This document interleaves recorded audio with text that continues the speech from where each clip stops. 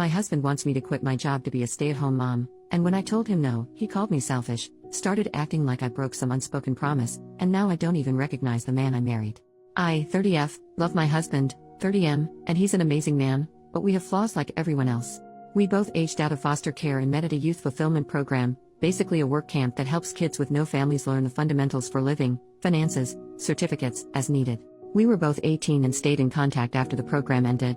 He made it clear he liked me, but I was truly petrified of men at that point in my life due to past experiences and rejected him a bit harshly. I reached out to apologize and we became friends. Then a year or two later I saw he posted on Snapchat he was in my area. I asked if he would want to go on a date so I could practice being comfortable around guys and he agreed. He never made a move, never touched me, never made weird eye contact. If I said no he didn't ask a second time, not even as a suggestion. We went on these platonic dates for months with nothing happening, and one day I asked for a hug and then asked for a kiss and he asked me to be his girlfriend. We got married a year after and our 7-year anniversary is around the corner. We agreed we would not even think about having kids until we were older since both of us were the product of young parents. We've really just only focused on getting by on using as little money as possible and saving up every dime to buy a house. Thankfully, we got our house a few months ago and we were both able to quit our second jobs and for the first time only work regular 9-to-5s. Yay!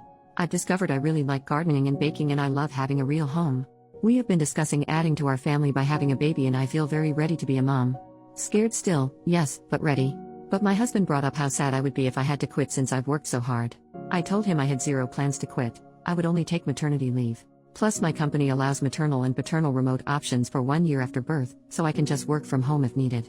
I know it's a lot to do with a newborn but giving up the security of my paycheck is simply not an option. He told me this was what we worked for, to make our own perfect family opposite from what ours were like and I was blindsiding him by changing my plans and I told him no plan has changed, I can have a career and be a mom. Plenty of women do it. He doesn't have to quit his job to be a dad so why should I?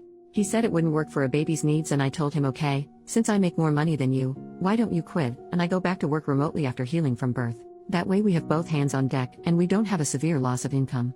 I make $89,000 a year and he makes $52,000 a year. He mentioned that if I trusted him fully this shouldn't be a problem.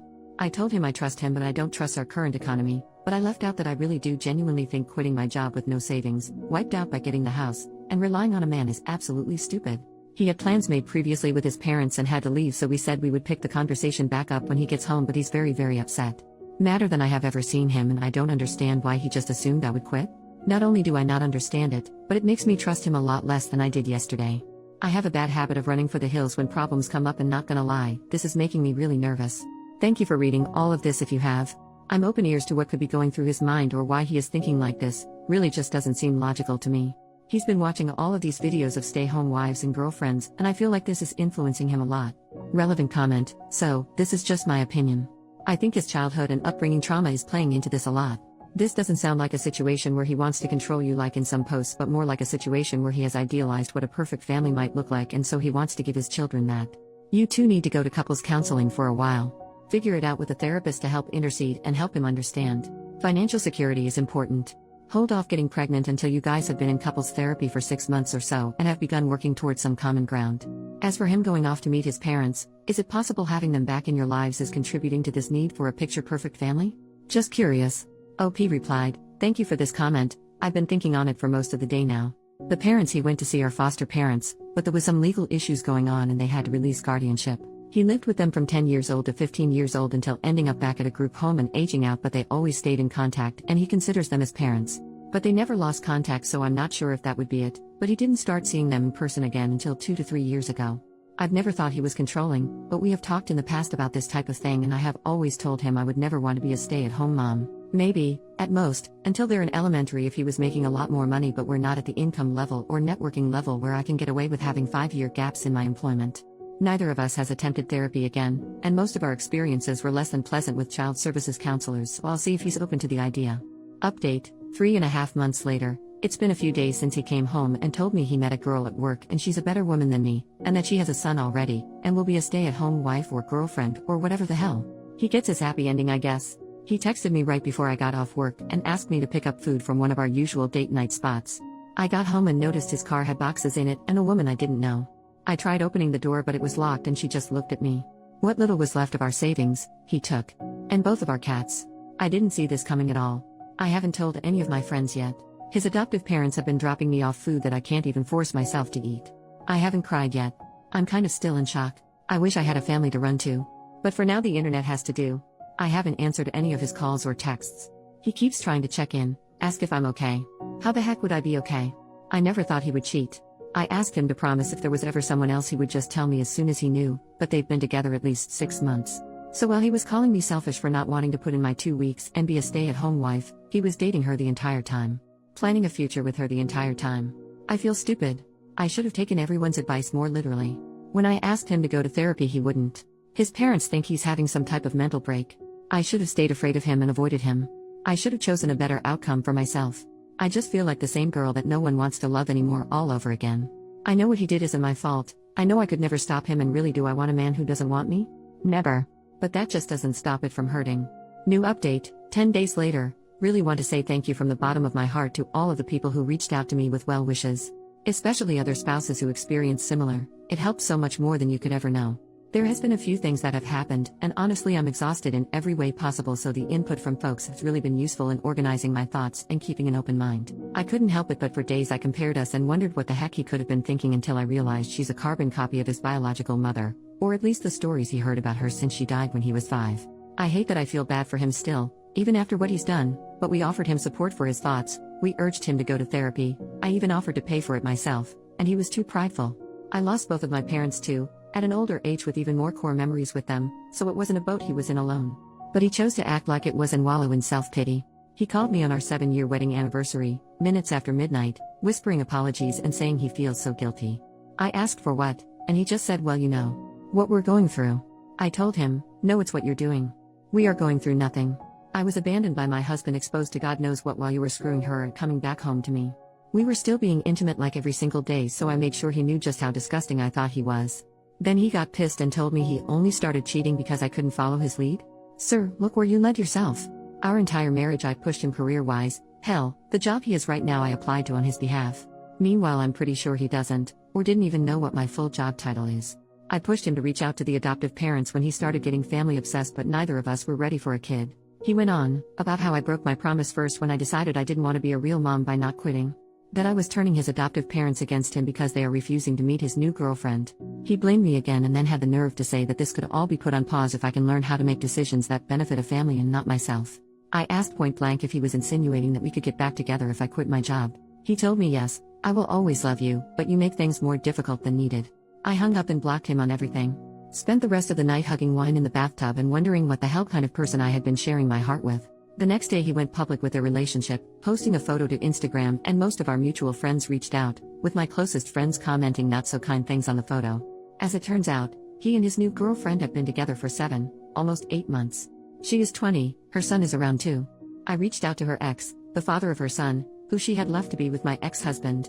She moved out in the middle of the day and took their kids, so he was just as blindsided, if not more, than I was. We met up and went for a walk, stopped by a bar. Literally cried, laughed, hugged each other, sang songs way too loudly and sobbed in public like a lunatic, but it helped so much.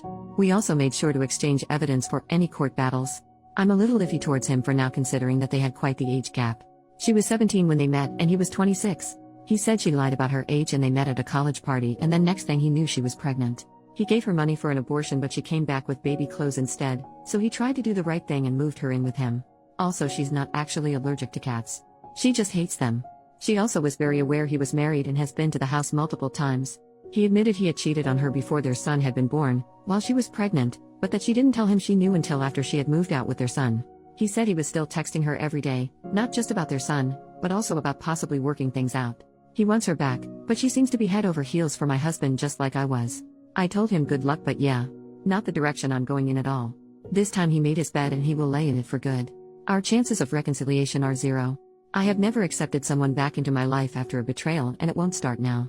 At first I wanted to make sure the divorce was going to be short and as simple as possible, even if it meant giving up some things, but after that conversation, I have decided I'm fighting tooth and nail for everything I can possibly get. I live in a no-fault divorce state, but my state does have special laws for adultery, can still sue for it here, and the divorce attorney I've consulted said it looks pretty good that I won't have to pay him alimony. He also told me to look into every single banking transaction in my accounts, as he did not think they got an apartment on his income without some extra cushion, aka my money, and he was right. Last year my ex-husband told me he got really into stock trading and if he could invest some of my money as well. Guess who was never doing any stock trading, and the screenshots he showed me were all fake or pulled from somewhere else, and he had been sending that money to his girlfriend or saving it for their new place. I've been pretty enraged since finding that out. He asked his adoptive parents to ask me to allow him visitation rights to see the cats, after he had to give them back once he realized his new girlfriend is allergic to them. I relayed that he needs to first run me my money, and then take it up with the judge. I didn't think visitation was a real thing for pets, but according to my lawyer it very much is. I officially filed for divorce yesterday, and he emailed me quite the colorful email about how selfish and bitter I am for not putting my pride aside and being so fast to file for divorce, and refusing to let him stop by the house to see the cats that now he's accusing me of cheating. I read somewhere that you never really know someone until you're divorcing them, and I can truly confirm that is true. I felt like you guys deserved some sort of update considering how much support I was given. I can't share more details for now, but really thank you all again. Third update, 2 months later, I was stupid and got married at 23. We met in a foster youth program. Long story short, I didn't want to be a stay-at-home mom since I was the breadwinner. He found someone younger and dumber who would. I wish Reddit let you freaking change usernames, but here we are. I had to pick up another job to make sure I'd be able to afford the house on my own, but when my regional lead for my main job heard about it, they gave me a promotion that actually cut down my work time and gives me more money. I still kept the second job. It keeps my mind busy. Most of my work days were spent in collars and heels, but the side job is a overpriced membership only gym that I definitely can't afford without my employee discount lol. I've had a few guys approach since I filed the divorce paperwork, but I just wasn't feeling up to it. And even though I stopped wearing my ring the day he moved out, I still felt guilty. Like I was betraying him. He was the only man I've ever been with, so spending a decade learning everything about one person, and now having to switch gears is really damn hard. But, one of the guys I see often at the gym asked if I'd be his date to a seminar he's sponsoring. I said no at first, and he accepted the no very gracefully. I saw him a few days later, sparked up some conversation, and asked if maybe we could try a lunch date, just us, first. I was fully prepared for him to tell me nope, you're too late, but he instead canceled the plans he had already made. We met up a few hours later, and honestly my face hurt from laughing and smiling so much. He's a pretty charming man and has a lot of random knowledge about safari animals that gives me the same comfort that watching animal documentaries does. He asked me out for a dinner date the next day, and when he let me know he was in my neighborhood earlier that day, I asked if he wanted to stop by and grab a breakfast sandwich before I left for work. I have a 9-year-old cat who hates like 99% of people, but she loved him and even let him touch her belly. He dropped me off lunch at work and we met up for dinner, and ever since we've been texting almost nonstop. I've never felt this comfortable with someone so fast in my life. It's scary, but I've already told him that we're separated. I haven't told him the nitty-gritty details, just that it didn't work out and we outgrew each other. But the seminar was this past weekend and I went as his date. It was a great night. I tried champagne for the first time, had the best conversations with some of his associates, and did a little professional networking too. The tomboy teenage girl I used to be would never believe this lol, but more than anything I'm grateful for the support of my friends, who got me through the tough nights so I could make it to the good ones. Only up from here, I guess?